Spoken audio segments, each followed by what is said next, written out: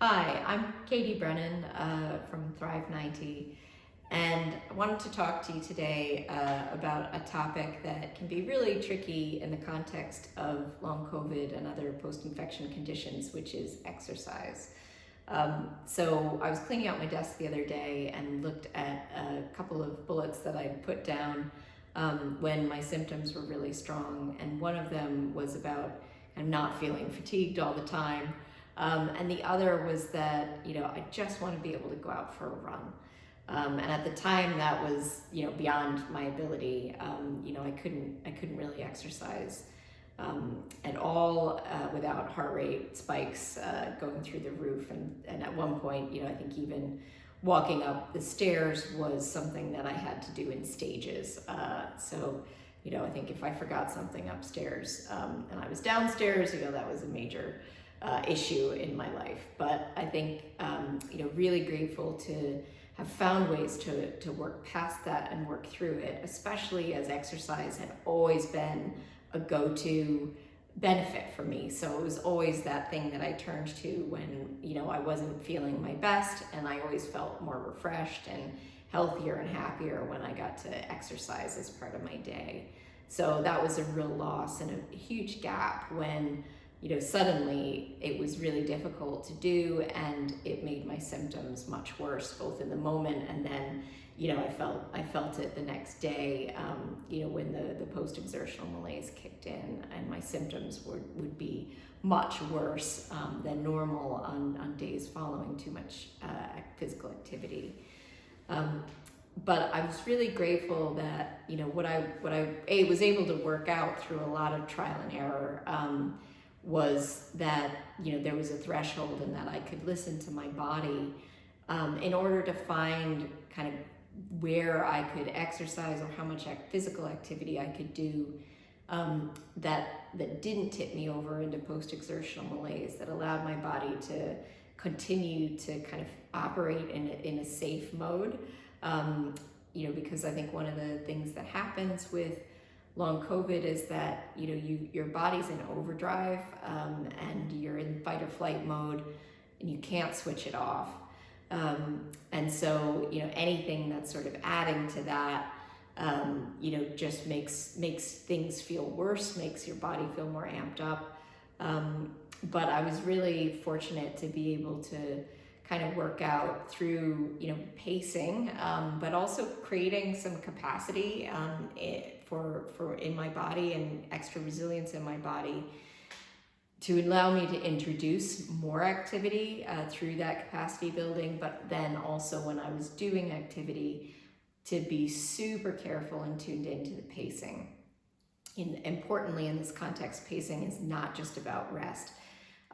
So in terms of, kind of the story and some of the tips that you might be able to translate into what you're doing, totally recognizing everybody is a little bit different, and everybody's symptoms are different, and everyone's body works a little differently. But I think that there's a lot that is relatable and translatable in kind of this experience. So I hope you do find it helpful. And that is that, when I started to do activity, I got a watch to monitor my heart rate, and kept a really close eye on that, because I had pretty severe heart rate elevation. And so, the second that really started to go up too much, then, I would back off and stop running, stop exercising. And eventually got to the point where I realized that my threshold was 8 minutes of very, very gentle jogging, or work on the elliptical, or some sort of cardio, which was a lot. I think that was more than I'd done previously, and it was good to be able to do that much. Felt a bit silly, if I'm honest, just kind of like getting changed and getting on the treadmill or the machine or going outside to do 8 minutes of a very plodding jog. But doing that, committing to that, and very much tuning into my body and my symptoms allowed me, within the space of kind of a half a year, to be back up and literally running. And that felt great. And the progress was way faster than I thought. I was actually able to go out within a few months and, do kind of, a half an hour, 20 minutes, again, very slow, but comfortably. And some of the symptoms and some of the ways that I tuned into my body and symptoms that I looked out for, included things like being very careful to understand, when there was a change in how I felt. So, if I felt okay and well enough to, go out and attempt a jog, the second that my brain started to feel a little bit fuzzier, or the second that my coordination wasn't as sharp, or if my eyesight changed at all, or I just started to feel a little bit heavy.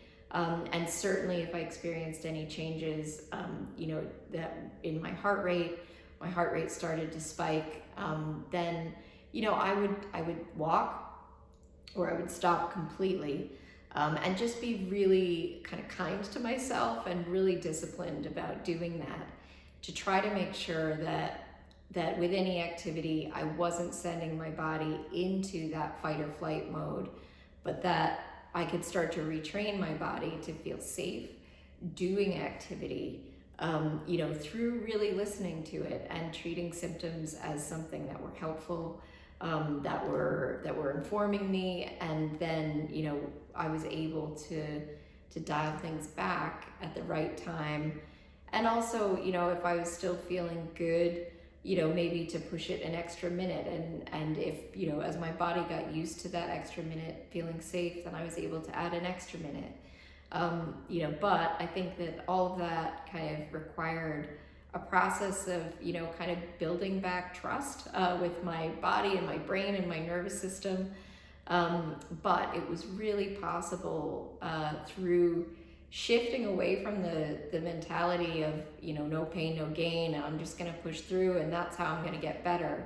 But actually downshifting, recognizing that even small amounts of activity can be helpful as part of the healing process, as long as you're really tuned in and not pushing yourself too hard. And that through that process of being kind, of pacing well, of being gentle with yourself, progress, and fairly rapid progress, was possible. And I'm really happy to say, now I can go out and kind of do whatever I want physically, and that, that feels great. I no longer have issues with heart rate spikes, and, everything kind of is operating as normal, which feels wonderful. So I hope that you find that helpful. There's some other elements that you can do alongside, like looking at an anti-inflammatory or low inflammatory diet to create a bit of extra capacity in your system, and also things that help directly support your nervous system and build resilience and capacity in your body, like joint mobility. They can be, even more helpful and allow you to find your recovery route even more quickly. But if you're really eager to get back to some physical activity to make progress on your recovery, and are curious about how to weave exercise into that in a safe way, then I hope some of this information and some of these tips might be useful for you on your journey. Please reach out if you have any questions, and we'd love to hear from you and hear about your experience.